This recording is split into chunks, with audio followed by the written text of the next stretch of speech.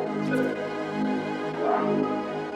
guys, and welcome back to another Talking Mod. So today we're going to go into the shop, to our mod auto shop, and as you can see behind me, this crazy awesome green. It's the Isle of Man green from the G80 M3. Super cool car. The interior is really nice as well. It's got that orange.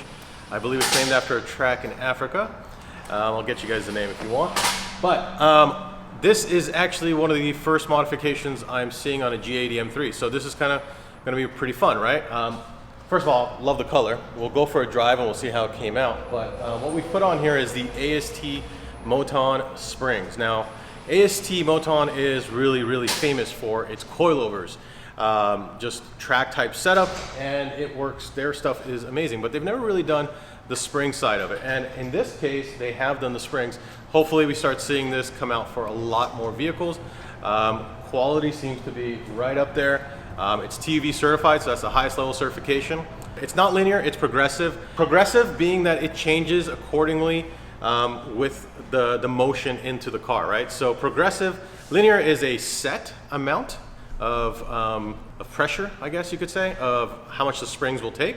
It kind of gives you that, hey, I know exactly where it's going, but when you're driving on the street, you want to basically have a progressive setup because there is imperfections in the road.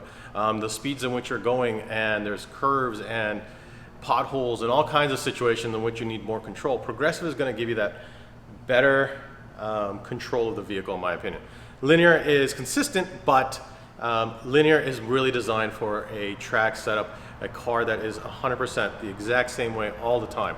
Progressive, with the changes that you make, you want to use a progressive. Now, we're also putting on some spacers here. They're the H&R Spacers. Spacers in general, you don't want to go with a cheap type of spacer. Now, the reason is, we'll try to show you guys maybe on, we'll throw some pictures up, especially on if the spacers are older and they're not a good quality brand, they'll get seized. They'll basically seize right here. There'll be a lot of rust, and we basically see that you know, they'll break apart. There's just a lot of issues. Now, if you get into a car accident, that's a dangerous situation. But H&R, for example, makes it TUV certified.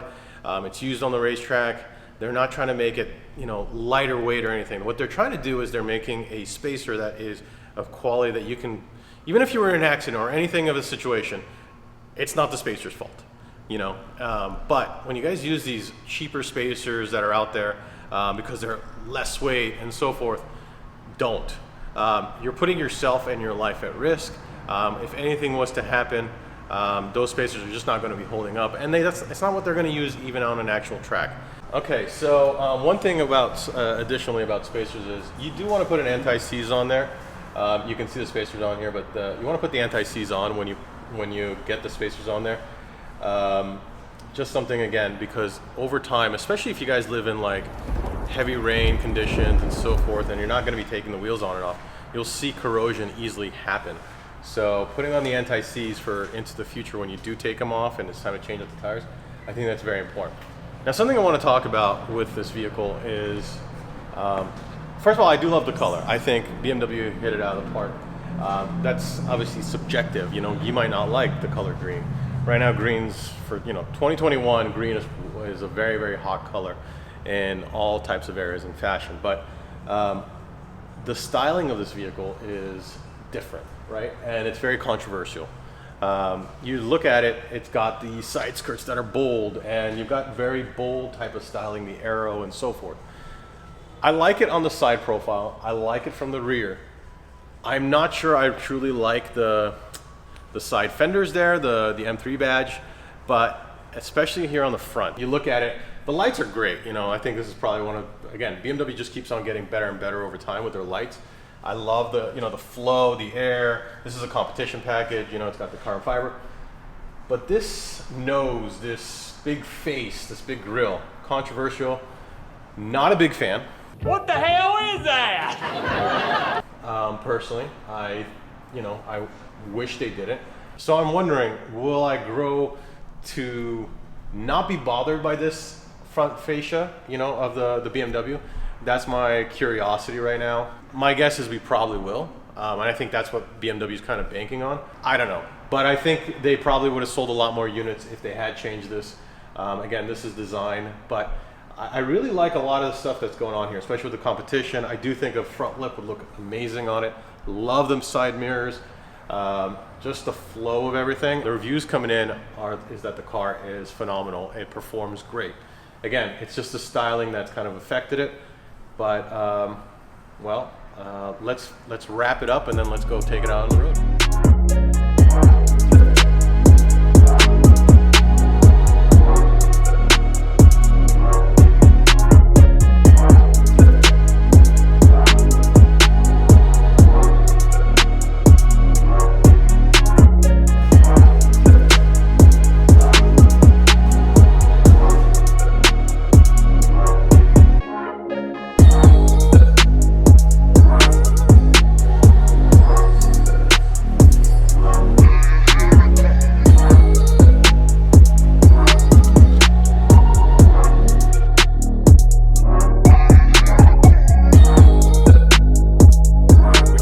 Installing the springs, did the alignment, and actually put the wheels back on. Remember, there's spacers on it. So my first initial impression is we've dialed it in perfectly. Now, the spacers that were picked, and a lot of guys who probably have G80s are probably wondering right now, what did we go with? I know some people are going 15 millimeters front and 15 millimeters rear. On this, we actually went 12 and 15. So we've actually done it before in the 15, and we found a little bit of a slight rubbing on the front. So with the 3 mil, I think it's going to be just perfect. It looks perfect to me. Again, it's only 3 millimeters. One thing is the wheels are actually a double staggered, right? So they're 19-inch on the front, 20-inch on the rear. We're talking about a 270, and what's really interesting is it's a 275 35 19, but a 285. So not that much width difference there. Let's go drive it. Let's get some impressions on the springs, and I'll give you guys my thoughts.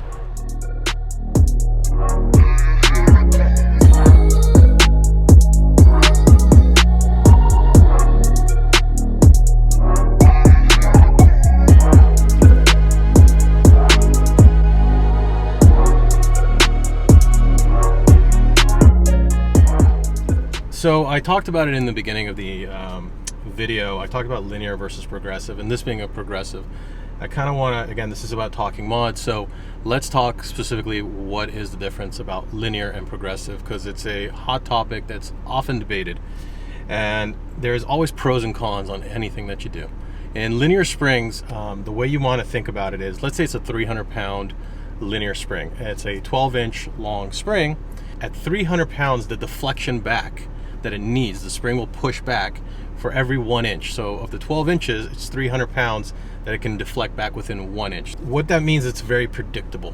And in racing, especially on an oval track, a track that's perfect, that you're always going to be going into the same type of road condition, it's very, very predictable. So race car drivers in specific race situations will call for linear springs, or a certain type of car setup will call for a linear spring.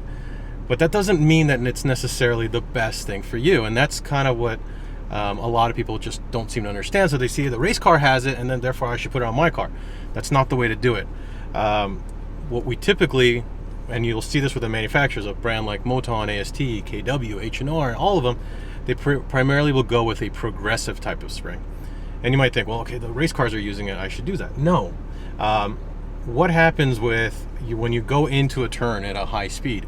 The weight shifts, right? So the weight is constantly shifting. It's all about balance when you're driving a vehicle. And as the engine shifts forward, you now need to have a bigger deflection, right? Because there's a lot more weight. We're talking about a significant amount. You know, it could be thousands of pounds more. Or if you have a rear wing, everything changes. So a progressive spring can be in two ways. So there are two types of progressive springs, like a dual version of the linear. So imagine you've got a 200-pound and then it's, as you go further into the spring, as it compresses further, it'll be like, let's say, a 400 and something pound, like a 450 or a 500. Again, it depends on the manufacturer and what they've gone with, or there's a continuous progression as well. Usually, most times they're using the dual. Now, why is that? In linear, again, it's a specific rate. When you do that, you have less roll control. Again, let's imagine going into that high bank turn. Let's say you're going onto the on-ramp or an off-ramp, or there's imperfections in the road, and the car starts to lose control. The only way to correct that, and again, I've talked about this in a different video, a lot of people don't buy sway bars. The only real way to control that roll control is to have sway bars, so the car stabilizes out. So with progressive being on its different, at different rates, it gives you more of that roll control. Again, more control for yourself, which is extremely important, right? So I explained the cons of the linear, but let's talk about the cons of having a progressive. It sounds like it's the best of both worlds, and it is used quite a bit more often, especially in springs. In like GT driving, it's always going to be used. In general, we're going to use progressive springs. So in terms of progressive springs, we're talking about, they do have one drawback. Again, with linear springs, you kind of have a prediction on being able to make it really, really low. With progressive springs being at different rates, it kind of creates an inability to make it go super low in essence. So you don't have as much travel allowed, basically, because of the deflection point that's needed. So that's one of the drawbacks. In general, I think for most of us who are tuning our vehicles, progressive springs are great. Unless you know exactly what you need, then linear springs might be the way to go for you. But let's go and drive and get the impression on it. But first, let's go set it up for the M mode. Let's get the full features here. All right. Now in full M performance sport mode, I'll give you guys some of my impressions if you guys care for it. I did do an impression on the F80 M3 when that came out. I was not impressed initially, to be honest, and then the car definitely improved over time. I felt like BMW had improved the transmission, the feedback from it, and this way. I love the heads-up display. Yes.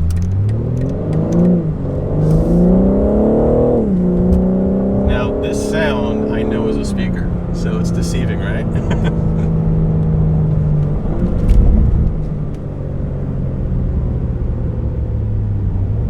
Springs are, it's fine. It's very sporty though, I'd say, right? It's broken in, thank God. It's got 1,300 miles on it, so. A lot of tech. Definitely feels like an M. It still feels like an M, I like that. The sound, the suspension, the handling so far from what I can tell. So I do want to talk about something before we start driving a little bit more in terms of it. One thing that's really nice, kind of like with the F8X, is that the adjustability. So once coilovers start coming out for the vehicle, adjustability is going to be easy to do, meaning that it's on the external and you can make the adjustments. Unlike, for example, the M5 or the 5 Series where you have to remove the seats and it goes right into the chassis, butts up right into the chassis, and you have to remove components or drill a hole in order to make adjustments on the fly. This is all external, so it's easy to make those adjustments, which is a great thing. The only negative upon doing the installation of the springs is, I'll show you guys a close-up of the alignment. The alignment we got the alignment as best as possible that we can do.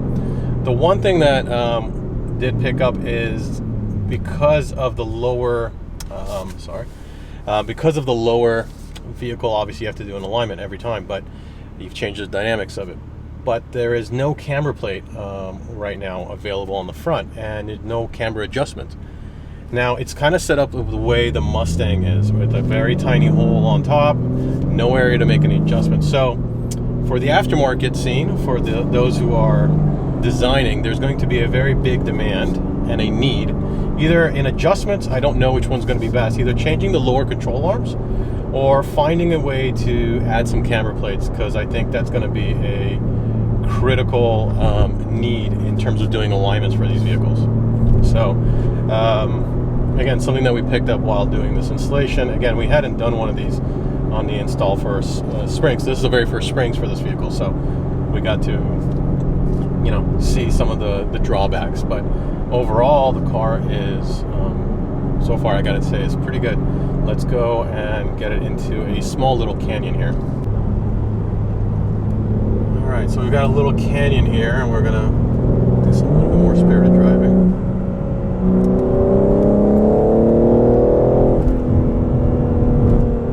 Didn't let him get far enough in front of me.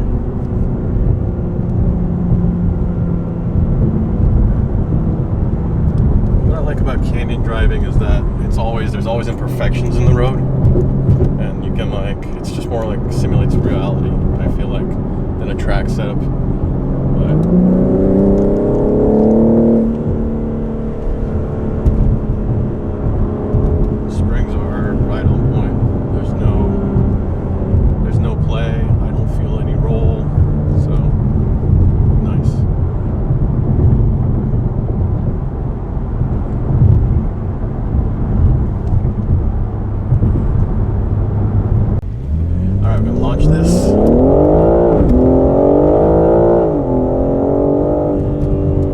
Going to a high speed. No body roll, completely in control. The springs are phenomenal. They are very good. So very planted. Let's go a little bit and we'll catch up right now.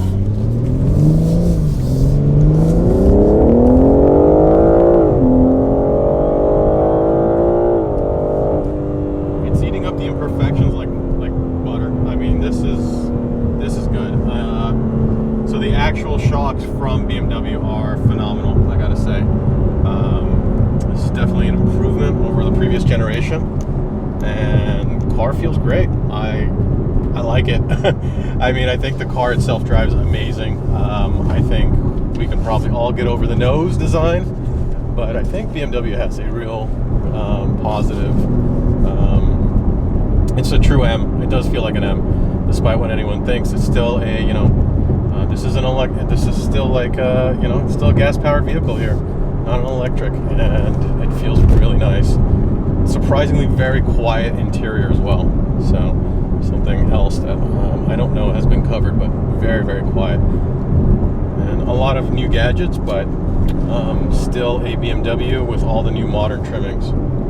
I think I forgot to mention, having the springs on the vehicle, BMW uses an EDC, so you can go from sport to comfort. We've been driving it in sport plus sport mode. I just set it to comfort again. It's just the way it works is basically like an electronic impulse to the shock, and stiffer, softer on comfort. We just went over our railroad right now, and with the comfort mode, you noticed as I was driving it, and as we went over it, it was just nice and compliant. You can feel the difference in comfort. It's softer, easier on your back, but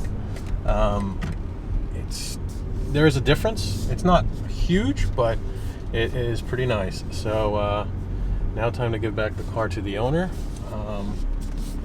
It was a pleasure driving it, and again, I will see you guys in the next Talking Mods.